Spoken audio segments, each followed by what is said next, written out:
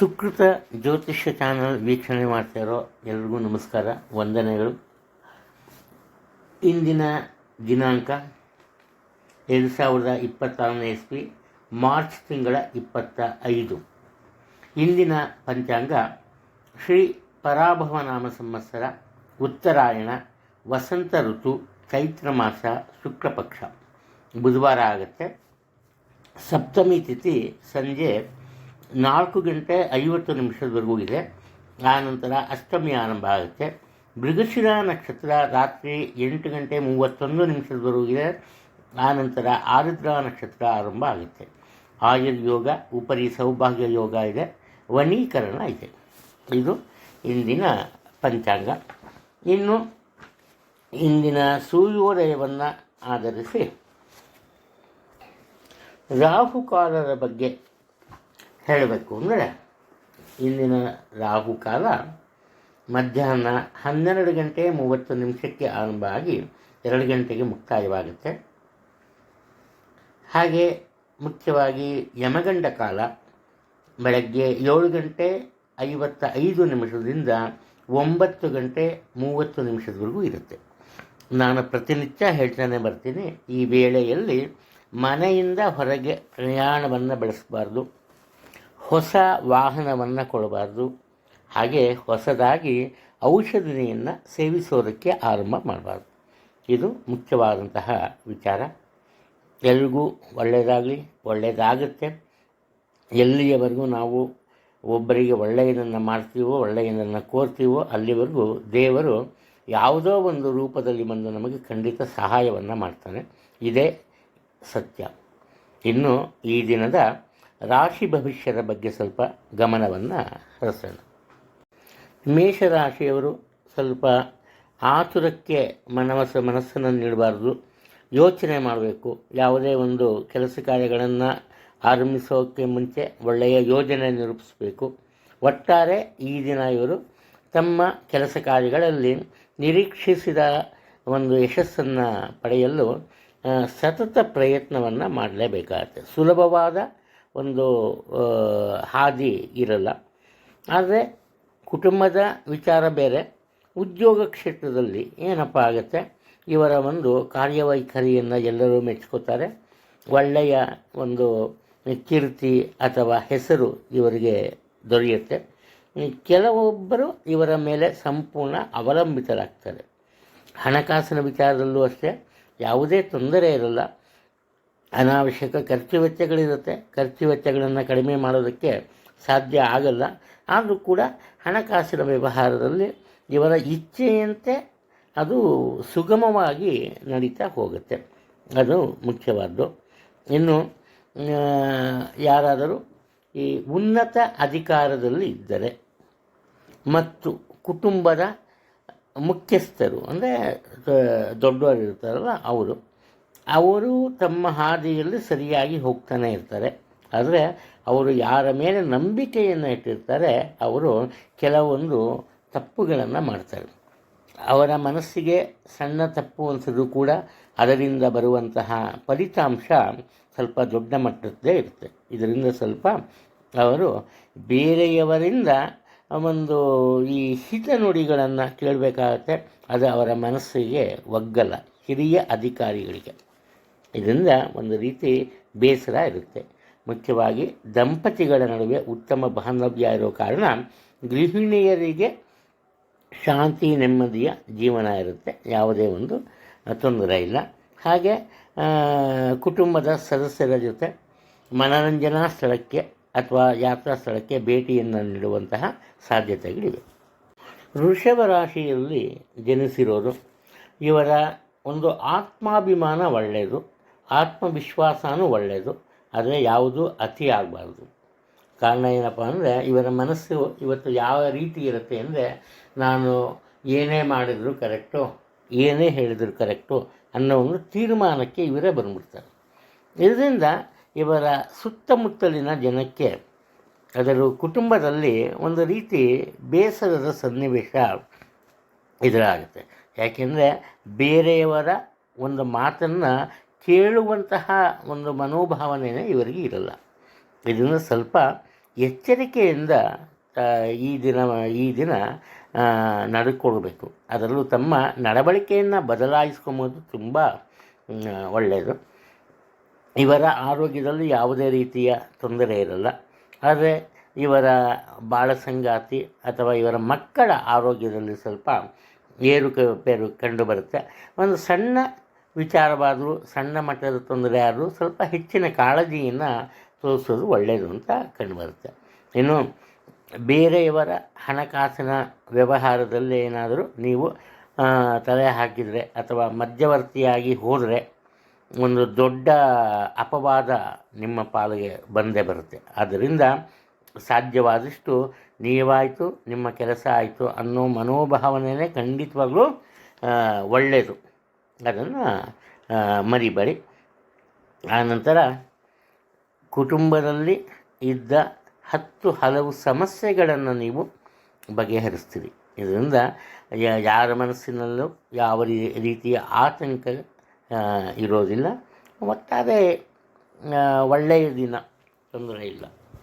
ವಾಹನವನ್ನು ಬದಲಾವಣೆ ಮಾಡ್ತೀರಿ, ಅಂದರೆ ಹೊಸ ವಾಹನ ಅಲ್ಲ, ಬೇರೆಯವರ ವಾಹನವನ್ನು ತಗೋತೀರಿ, ಸೆಕೆಂಡ್ ಹ್ಯಾಂಡ್ ಅಂತ ಏನು ಹೇಳ್ತೀವಿ ಆ ಥರ, ಆ ಒಂದು ಸೂಚನೆ ಇದೆ. ಮಿಥುನ ರಾಶಿಯಲ್ಲಿ ಜನಿಸಿರೋರು ಮುಖ್ಯವಾಗಿ ಇವರ ಒಂದು ಮನಸ್ಸಿನಲ್ಲಿ ಒಳ್ಳೆಯ ಭಾವನೆಗಳಿರುತ್ತೆ. ಹಾಗೆ ಯಾವ ಕೆಲಸವನ್ನು ಯಾವ ರೀತಿ ಮಾಡಬೇಕು ಅನ್ನೋದು ತಿಳುವಳಿಕೆ ಇರುತ್ತೆ, ಅಂದರೆ ಬುದ್ಧಿವಂತಿಕೆ ಅಂತ ಹೇಳ್ಬೋದು. ಆದರೆ ಇವರು ಒಂದು ಸಣ್ಣ ಪುಟ್ಟ ವಿಚಾರವನ್ನು ಸಹ ಗಂಭೀರವಾಗಿ ಪರಿಗಣಿಸ್ತಾರೆ. ಈ ಕಾರಣದಿಂದ ಸ್ವಲ್ಪ ಮಾನಸಿಕವಾಗಿ ಈ ಒತ್ತಡವನ್ನು ಅನುಭವಿಸ್ತಾರೆ. ಈ ಕಾರಣದಿಂದ ಅದರಲ್ಲೂ ಮುಖ್ಯವಾಗಿ ಈ ವಿದ್ಯಾರ್ಥಿಗಳು ತಮ್ಮ ಒಂದು ಕಲಿಕೆಯಲ್ಲಿ ಸ್ವಲ್ಪ ಹಿಂದುಳಿಯುವಂತಹ ಸಾಧ್ಯತೆಗಳು ಕಂಡುಬರ್ತಾ ಇದೆ. ಹಾಗೆಯೇ ನಿಮ್ಮ ಕೆಲಸ ಕಾರ್ಯಗಳಲ್ಲಿ ಉತ್ತಮ ರೀತಿಯ ಪ್ರಯತ್ನಗಳಿದ್ದರೂ ಕೂಡ, ಬೇರೆಯವರ ಒಂದು ಸಹಾಯ ಸಹಕಾರ ದೊರಕಿದರೂ ಕೂಡ ನಿಮ್ಮದೇ ಆದ ನಿಲುವಿನಿಂದ ಸಣ್ಣ ಪುಟ್ಟ ತಪ್ಪುಗಳಾಗುತ್ತೆ. ಈ ಕಾರಣದಿಂದ ನಿಮ್ಮ ಕೆಲಸ ಕಾರ್ಯಗಳು ನಿಧಾನಗತಿಯಲ್ಲಿ ನಡೆಯುತ್ತೆ. ಅಂದರೆ ಏನು ತೊಂದರೆ ಏನಾಗಲ್ಲ, ಯಶಸ್ಸು ಸಿಗುತ್ತೆ, ತುಂಬ ನಿಧಾನ ಆಗುತ್ತೆ ಅದು. ಇನ್ನು ನಿಮ್ಮ ಕುಟುಂಬದ ಸದಸ್ಯರ ಜೊತೆಯಲ್ಲಿ ಹಣಕಾಸಿನ ವಿಚಾರದಲ್ಲಿ ಭಿನ್ನಾಭಿಪ್ರಾಯ ಮೂಡ್ಬೋದು. ಆ ಕಾರಣದಿಂದ ಹಣಕಾಸಿನ ವ್ಯವಹಾರದ ವಿಚಾರದಲ್ಲಿ ಎಚ್ಚರಿಕೆ ಇರಲಿ, ಇನ್ನೇನಿಲ್ಲ. ಇಲ್ಲಿ ನಿಮ್ಮ ಆತ್ಮೀಯರಿಗೆ ಹಣದ ಸಹಾಯವನ್ನು ಮಾಡ್ತೀರಿ.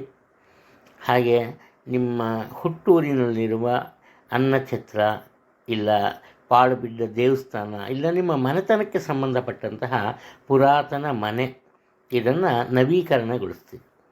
ಇಲ್ಲಿ ನೀವೇನು ಮಾಡ್ತೀರಿ, ಖರ್ಚು ವೆಚ್ಚಗಳೇನು ಇರೋಲ್ಲ, ಖರ್ಚು ವೆಚ್ಚಗಳನ್ನು ನೀವು ಹುಡುಕೊಂಡು ಹೋಗ್ತೀರಿ. ಚೆನ್ನಾಗಿರೋದನ್ನು, ಇವಾಗ ಉದಾಹರಣೆಗೆ ಪೇಂಟ್ ಚೆನ್ನಾಗಿ ಕಾಣುತ್ತೆ, ಇನ್ನೊಂದು ಸಲ ಬಳಸೋಕ್ಕೆ ಹೋಗೋದು, ಆ ಥರ. ನಿಮ್ಮ ಮನೆ ಸಿಂಪಲ್ ಮ್ಯಾಟರ್, ಏನು ತೊಂದರೆನೇ ಇರಲ್ಲ, ಬೇರೆ ಬಲ್ಬ್ ತಂದುಬಿಟ್ಟು ಹಳೆ ಬಲ್ಬ್ನ ಬಿಸಾಕೋದು, ಈ ಥರ ಬೇಡದಿರೋ ವಿಚಾರಕ್ಕೆ ಹಣವನ್ನು ಖರ್ಚು ಮಾಡ್ತೀರಿ. ಸ್ವಲ್ಪ ಎಚ್ಚರಿಕೆಯಲ್ಲಿರೋದು ಒಳ್ಳೆಯದು. ಕಟಕ ರಾಶಿಯಲ್ಲಿ ಜನಿಸಿರೋರು ಸಾಮಾನ್ಯವಾಗಿ ಇವರು ಒಂದು ರೀತಿ ಈ ಹರಿವ ನದಿಗೆ ಹೋಲಿಸ್ಬೋದು. ಸಾಮಾನ್ಯವಾಗಿ ಹೇಳೋ ಮಾತೇನಪ್ಪ ಅಂದರೆ, ಹರಿತಿರೋ ನೀರು ಯಾವಾಗಲೂ ಪರಿಶುದ್ಧವಾಗಿರುತ್ತೆ ಅಂತ. ಇವರು ಅದೇ ರೀತಿ, ಇವರ ಮನಸ್ಸು ಸದಾ ಪರಿಶುದ್ಧವಾಗಿರುತ್ತೆ.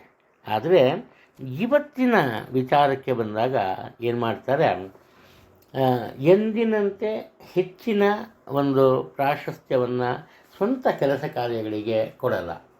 ಆದ್ದರಿಂದ ಏನಾಗುತ್ತೆ, ಇವರೆಲ್ಲ ಕೆಲಸ ಕಾರ್ಯಗಳು ಅತಿ ನಿಧಾನಗತಿಯಲ್ಲಿ ಸಾಗುತ್ತೆ.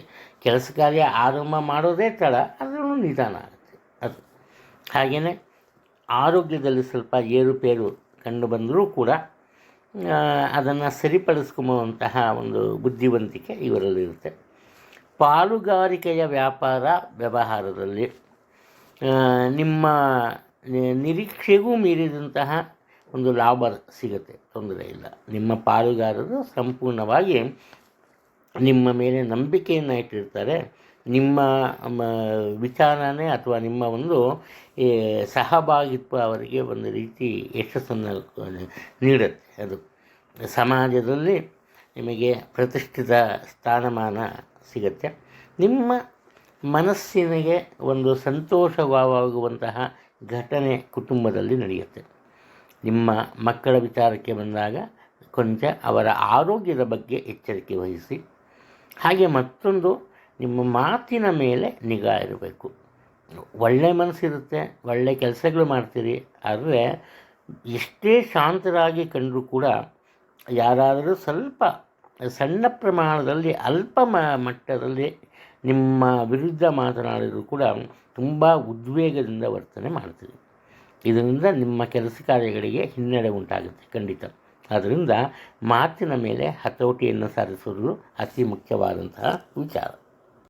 ಸಿಂಹರಾಶಿಯಲ್ಲಿ ಜನಿಸಿರೋದು ಇವರಿಗೆ ಅತಿಯಾದಂತಹ ಆತ್ಮವಿಶ್ವಾಸ ಇರುತ್ತೆ.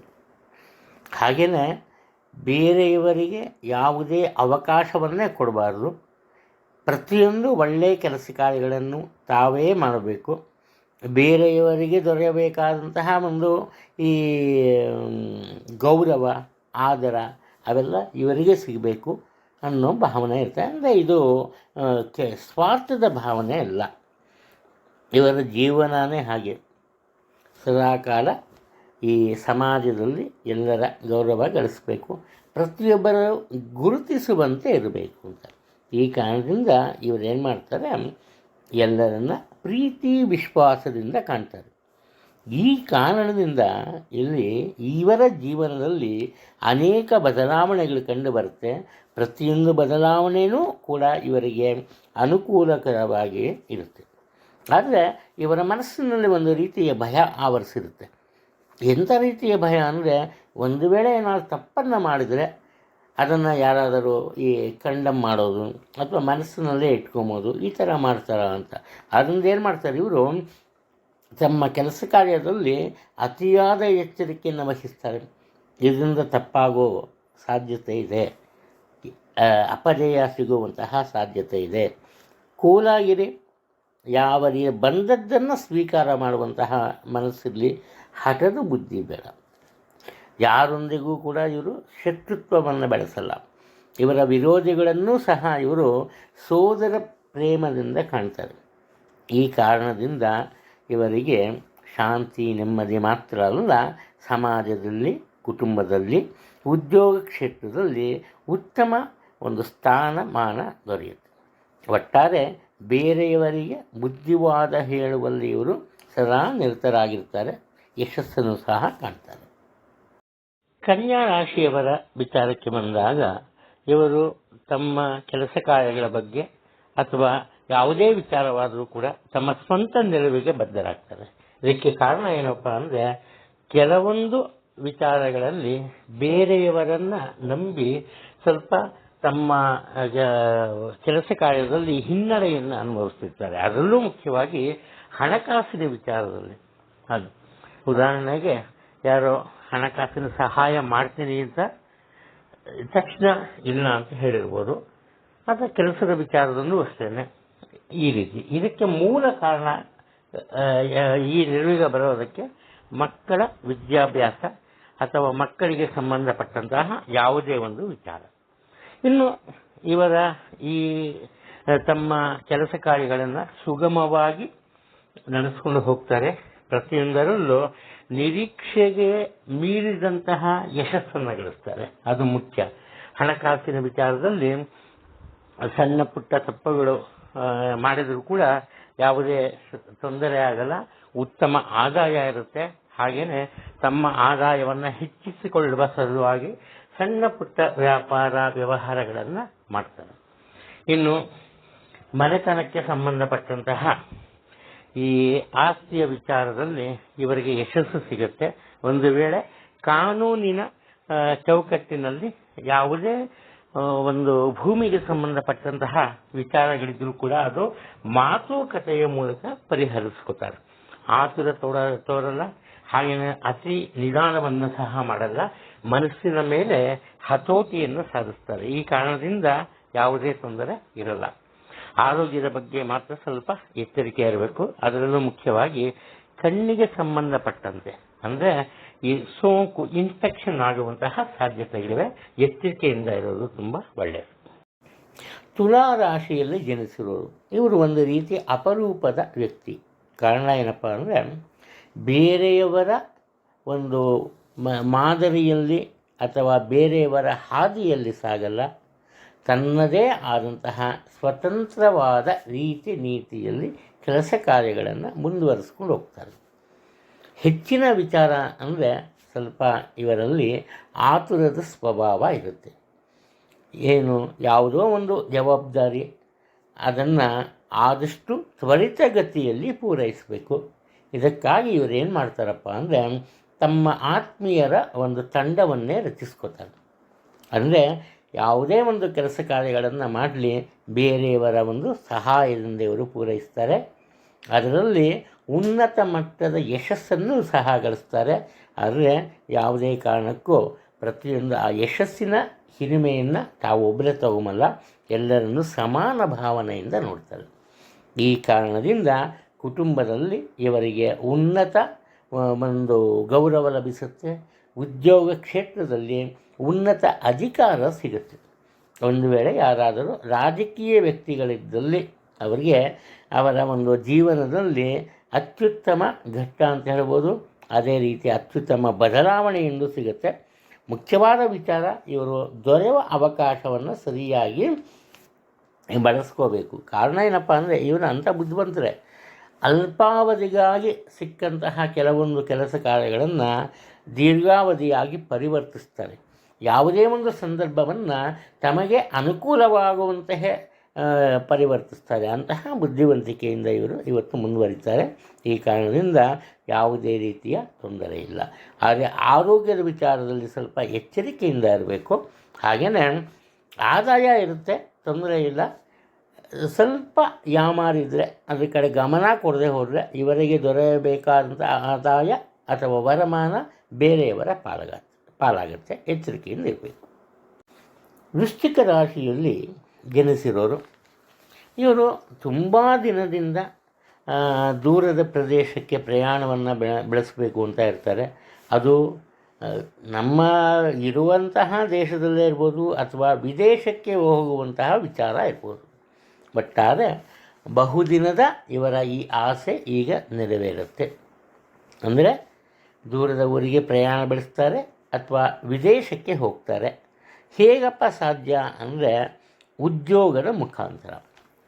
ನಿರುದ್ಯೋಗಿಗಳಿಗೆ ಉತ್ತಮ ಉದ್ಯೋಗದ ಅವಕಾಶ ದೊರೆಯುತ್ತೆ.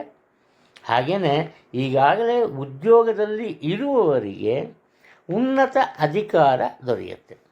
ಯಾವಾಗ ಅವರ ಒಂದು ಆ ಪೊಸಿಷನ್ ಚೇಂಜ್ ಆಯಿತು ಆಗ ಇವರು ಒಂದು ದೊಡ್ಡ ಈ ಉದ್ದಿಮೆಯ ಅಧಿಕಾರವನ್ನು ವಹಿಸ್ಕೋಬೇಕಾಗತ್ತೆ ಅಥವಾ ಹೆಚ್ಚಿನ ಅಧ್ಯಯನಕ್ಕಾಗಿ ವಿದೇಶಕ್ಕೆ ತೆರಳಬೇಕಾಗತ್ತೆ. ಒಟ್ಟಾರೆ ಹಠದ ಸ್ವಭಾವ ಇರುತ್ತೆ. ಆದ್ದರಿಂದ ತಮಗೆ ದೊರೆಯುವಂತಹ ಯಾವುದೇ ಅವಕಾಶವನ್ನು ಬೇರೆಯವರಿಗೆ ನೀಡೋದೇ ಇಲ್ಲ. ಇವರೇನು ಮಾಡ್ತಾರಪ್ಪ ಅಂದರೆ ಆತ್ಮೀಯರ ಜೊತೆಗೂಡಿ ಈ ಧಾರ್ಮಿಕ ಕ್ರಿಯಾವಿಧಿಗಳನ್ನು ಅಂದರೆ ಧಾರ್ಮಿಕ ಕೆಲಸ ಕಾರ್ಯಗಳನ್ನು ಆರಂಭಿಸ್ತಾರೆ. ಅದರಲ್ಲೂ ಸಹ ಯಶಸ್ಸನ್ನು ಕಾಣ್ತಾರೆ. ಒಟ್ಟಾರೆ ಇವರು ಸಾಧ್ಯವಾದಷ್ಟು ಹಠವನ್ನು ಬಿಡಬೇಕು. ಸ್ವಲ್ಪ ಪ್ರತಿಯೊಂದು ವಿಚಾರದಲ್ಲೂ ರಕ್ಷಣಾತ್ಮಕವಾಗಿ ಇವರು ಬೆರಿಬೇಕು, ನಡ್ಕೋಬೇಕು. ಅದು ತುಂಬ ಮುಖ್ಯವಾದಂತಹ ವಿಚಾರ. ಸ್ವಲ್ಪ ಈ ಬೇಜವಾಬ್ದಾರಿ ತೋರಿಸಿದ್ರೆ ದೊಡ್ಡ ಮಟ್ಟದ ಒಂದು ತೊಂದರೆಗೆ ಇವರು ಸಿಕ್ಕಾಕ್ಕೋತಾರೆ. ಹಣಕಾಸಿನ ವಿಚಾರದಲ್ಲಿ ಎಚ್ಚರಿಕೆ ಇರಲಿ. ಅನಿರೀಕ್ಷಿತ ಖರ್ಚು ವೆಚ್ಚಗಳು ಎದುರಾಗ್ಬೋದು. ಇರಬೇಕು ಆ ವಿಚಾರದಲ್ಲಿ. ಧನುರಾಶಿಯಲ್ಲಿ ಜನಿಸಿರೋರು ಇವರು ತಮ್ಮ ಸ್ವಂತ ಕೆಲಸ ಕಾರ್ಯಗಳ ಬಗ್ಗೆ ಗಮನವನ್ನು ನೀಡೋದಕ್ಕೆ ಸಾಧ್ಯ ಆಗಲ್ಲ. ಇದಕ್ಕೆ ಕಾರಣ ಏನಪ್ಪ ಅಂದರೆ ಕೌಟುಂಬಿಕ ಸಮಸ್ಯೆಗಳ ಒಂದು ತೊಂದರೆ ಅಥವಾ ಸಮಸ್ಯೆಗಳು ಸ್ವಲ್ಪ ಹೆಚ್ಚಾಗುತ್ತೆ. ಇದರಿಂದ ಕುಟುಂಬದಲ್ಲಿ ಈ ಒಮ್ಮತ ಉಂಟಾಗುವಂತೆ ಮಾಡೋದೇ ಇವರಿಗೆ ಒಂದು ದೊಡ್ಡ ಪ್ರಯಾಸವಾಗುತ್ತೆ.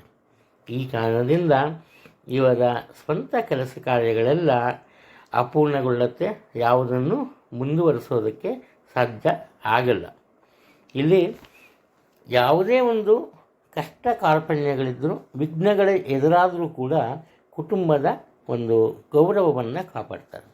ಉದ್ಯೋಗ ಕ್ಷೇತ್ರದಲ್ಲಿ ಈ ದಿನ ಇವರಿಗೆ ತಿಳಿಯದಂತೆ ಮಾಡುವ ತಪ್ಪೊಂದು ದೊಡ್ಡ ಪ್ರಮಾದಕ್ಕೆ ಕಾರಣವಾಗುತ್ತೆ. ಆದರೆ ಏನಾಗುತ್ತೆ, ಸಾಮಾನ್ಯವಾಗಿ ಇವರು ಯಾವುದೇ ರೀತಿಯ ತೊಂದರೆಯನ್ನು ಉಂಟು ಮಾಡಲ್ಲ, ಸಮಸ್ಯೆಗೆ ಕಾರಣರಾಗಲ್ಲ. ಆ ಕಾರಣದಿಂದ ಹಿರಿಯ ಅಧಿಕಾರಿಗಳು ಸಹ ಇವರನ್ನು ಗೌರವದಿಂದಲೇ ಕಾಣ್ತಾರೆ, ಯಾವುದೇ ರೀತಿ ತೊಂದರೆ ಉಂಟಾಗಲ್ಲ. ಒಟ್ಟಾರೆ ಒಂದು ಈ ಅದೃಷ್ಟದ ದಿನ ಇವತ್ತು ಅಂತ ಹೇಳ್ಬೋದು. ಇವರೇ ಕಷ್ಟದಲ್ಲಿದ್ದರೂ ಕೂಡ ಆತ್ಮೀಯರ ಕಷ್ಟ ನಷ್ಟಗಳಿಗೆ ಸ್ಪಂದಿಸ್ತಾರೆ, ಹಣದ ಸಹಾಯವನ್ನು ಸಹ ಮಾಡ್ತಾರೆ. ಇಲ್ಲಿ ಸಣ್ಣ ಪುಟ್ಟ ವ್ಯವಹಾರಗಳನ್ನು ಮಾಡೋರಿಗೆ ಉನ್ನತ ಮಟ್ಟದ ವರಮಾನ ಆದಾಯ ಸಿಗುತ್ತೆ. ಹಾಗೆ ಅವರು ತಮ್ಮ ಕಾರ್ಯವ್ಯಾಪ್ತಿಯನ್ನು ವಿಸ್ತರಿಸ್ಕೋಮಕ್ಕೆ ಆತ್ಮೀಯರ ಸಹಾಯ ಸಹಕಾರ ಸಹ ಸಿಗುತ್ತೆ.